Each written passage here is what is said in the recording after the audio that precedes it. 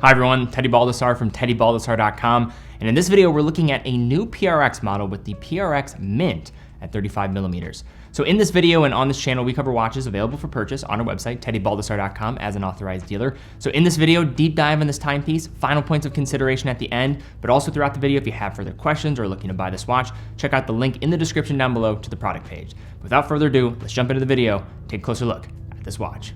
Ever since its release in the last couple of years, the Tissot PRX has rapidly ascended to become one of the most important and popular collections for the brand in the modern era, as well as being an important pillar in under $1,000 Swiss timekeeping.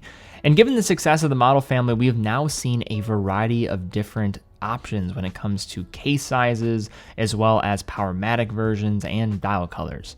But among the most popular dial colors ever since this line was launched has to be the Mint. From my vantage point, they have seemed to be the second most popular dial color apart from the Ice Blue or Glacier dial, first being available in a 40mm case option with a quartz movement on the inside.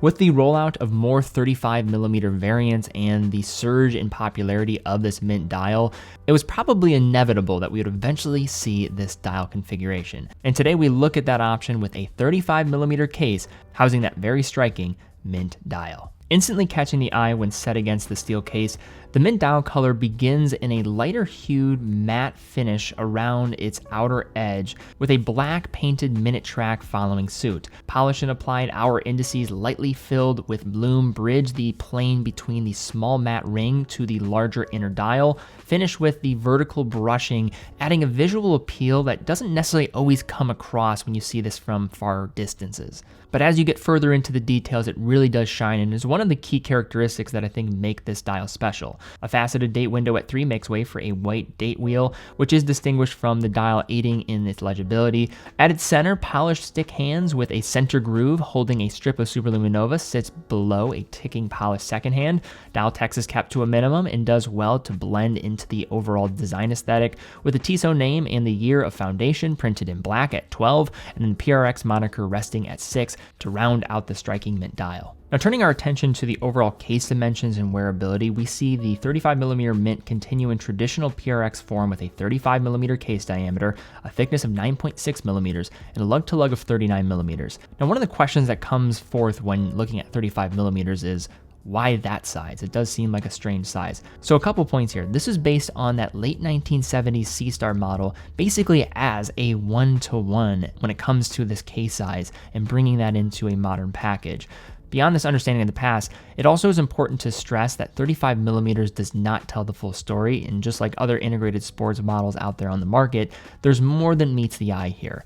For one, I would say this wears closer to a 36mm case, and the theoretical lug-to-lug, if you measure at that farthest end point of those end links, is closer to around 45mm, which of course is short, but will make this watch wear larger. And I would recommend it for anybody that has a medium-sized wrist or smaller that wants something that really evokes the era in which this watch is based on. When factoring in that lug-to-lug dimension with that end link, for context, it wears essentially the same as a Rolex Datejust 36mm. It's about 44.5mm for that lug-to-lug on Rolex Datejust, and that is one of the most ubiquitous watches in the industry, cases in the industry, and wears well on such a wide variety of wrists. This is essentially the same lug-to-lug dimension if you measure it at that end link point. This 35mm PRX follows its siblings with a central case finish with uniform vertical brushes that extend throughout the bracelet. All of the sides of the primary surfaces are polished, including the bezel that is lifted from the core case, and a long bevel cast the length of the case that shines impressively under the light. The crown is seated within the case slightly, offering a compromise between protection and accessibility,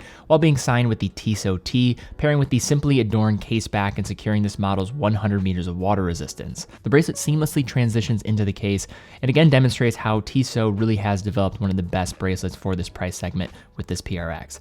The same brushing on the central case is here, but to add some flair, the inside of the links are all polished, making the turn of the wrist show its reflective details. Meeting the case at around 23.5mm, the well-finished bracelet tapers to 16mm, culminating with a 2-button butterfly release, features pin-adjusted links, and a quick-release mechanism where the bracelet meets the watch. Now, the links are small compared to some other traditional sports watches on the market, but one of the main drawbacks for this bracelet, I would say, is the lack of fine micro-adjustment. So if you are somebody that is very particular about sizing it on your wrist, you might have to consider this when looking at this bracelet. Though I have never had an issue with my PRX models when sizing it to my wrist. And while it's nothing sexy, this is a trusted quartz caliber from one of the most prominent makers of movements in Switzerland, offering 3 joules, a battery life of around 5 years, as well as an end-of-life indicator that causes the seconds hand to jump in 4-second increments when the battery is ready to be replaced. And while some might recoil at the mention of a quartz caliber, quartz movements are going to be more durable and accurate compared to mechanical counterparts, while offering a high level of grab-and-go functionality,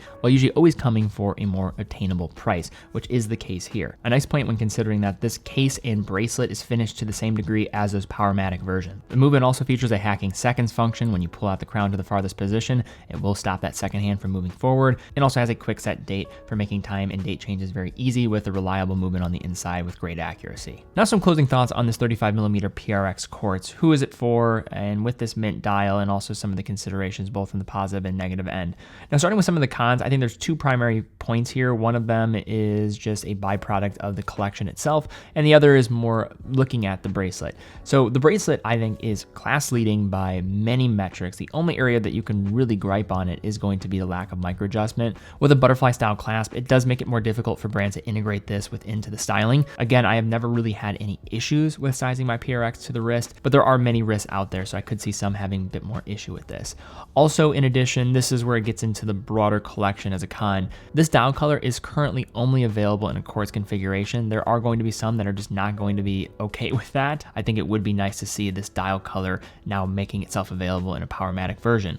But now shifting into some of the pros, I would say for this watch, I mean, what really hasn't been already said about the PRX at this point? It is, in this case, with the 35mm case, going to wear like a classic 36mm. I use that comparison of a Rolex Datejust 36mm and wearing very similar to that. So that gives you a better idea of how this will probably wear on your wrist. Finishing for the price is top of the line. I mean, the only thing that really competes with this is going to be maybe some obscure micro brands that are just putting all they can into the product. But when it comes to Swiss-made products, it is very difficult to beat the finishing on this case for the price. I would also say this dial color is one of the most striking of any of the PRX models. When it comes to best sellers, this is right behind the Glacier, right neck and neck in terms of being at standard, as well as that blue dial configuration and mother of pearl of the 35mm. They're all neck and neck, but this is one of those key pillars with dial colors within the PRX collection. And just to sum it up, I mean, this is, again, just one of the best points of value I think you can have in the market. Now, I'm in the business of trying to figure out, what's a good recommendation for people as they're starting to delve into this world of watches for the first time. Because in many cases, you do want to dip your toe in the water before you just take the full plunge. And for a watch under $400 or in that price segment, it is very hard to beat the PRX. It has a design style that is very trendy, but also informed by their past in the 1970s, a well-finished case, reliable Swiss movement on the inside, and in this instance, a dial color that really does pop. But all right, guys, thank you again so much for watching. That's all we have for this one. If you did enjoy the video, please give it a thumbs up, subscribe, and hit the bell icon. Really would appreciate that, and it does help out the channel. Also, if you are interested in buying this watch, you can definitely check it out on TeddyBaldassarre.com. TeddyBaldassarre.com is an authorized dealer of over 30 brands, quick and fast fulfillment, dedicated customer support, and a full factory warranty for all the products that we offer. Also, how we're able to fund all of our productions here and on our main channel is through selling watches. So if you are in the market for a watch, we'd absolutely love to have your business. We know you can buy a watch pretty much anywhere nowadays, but it allows us to keep doing what we're doing, and we love what we do. Guys, thank you guys so much for watching. Be well, and I will see you all very soon.